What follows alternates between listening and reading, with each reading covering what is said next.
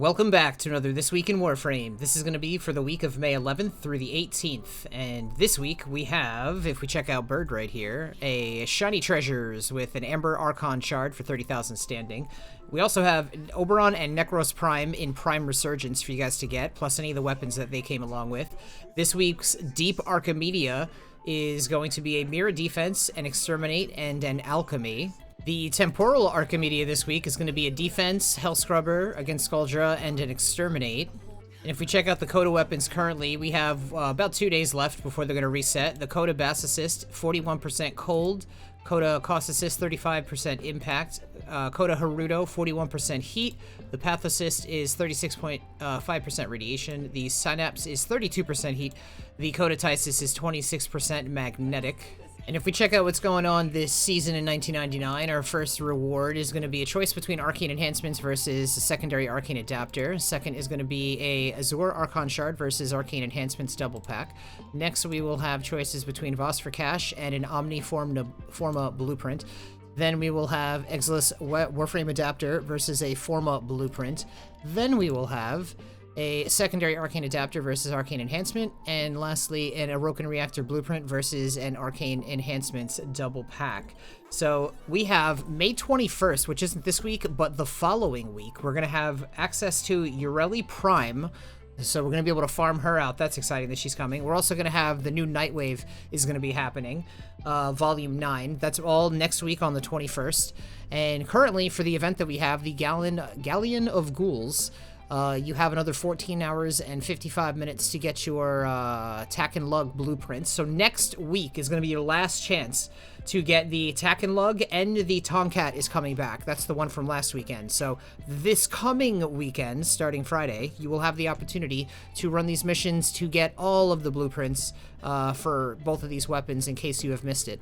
We also have 7 days and 15 hours left on a Thermia Fracture. The current alerts are a reminder to do the weekly I-10 treasure hunt against Maru. There was an Aroken Catalyst available here if you didn't do it yet, which is probably going to have the same time as this one for the Aroken Reactor right here. 1 day and 19 hours left, so there's those two. We also have, for the invasions, a Sheev Blueprint versus a Dara Vandal Receiver. Then we have a Snipetron Vandal Barrel versus a Latron Wraith Blueprint. If we go to the Steel Path Incursions, we're looking at a Defense, Capture, Sabotage, Survival, Capture, and Assassination. The Archon Hunt this week is against Amar, and it's going to be for a Crimson Archon Shard, and that's for a Mobile Defense, Excavation, and a Showdown. If we check out what's going on with Nora right now, we can see that we have kill 100 Eximuses, complete an Archon Hunt, unlock 3 relics, complete 3 Void Flood missions, and today's daily is Mark 5 mods or resources. The credit offerings that she's bringing this week are going to be Physique, Bursting Mass, Deadly Maneuvers, Loot Detector, Rifle Amp, Sentient Barrage, Sniper Scavenger. If you guys haven't already, you can start spending your credits, because when the Nightwave resets to the next volume, you will lose all of these. So spend whatever you can, wherever you can, however you want, before you cannot spend them anymore. And then we have Directed Convergence for the Supra, Recharge Barrier for Volt, Ambush Optics for the Rubico, and Skull Shots for the Viper. If we check out the Viri on the Steel Pass circuit, we're looking at Incarnans for the Zylok, Cyber, Dread, Despair, and Hate.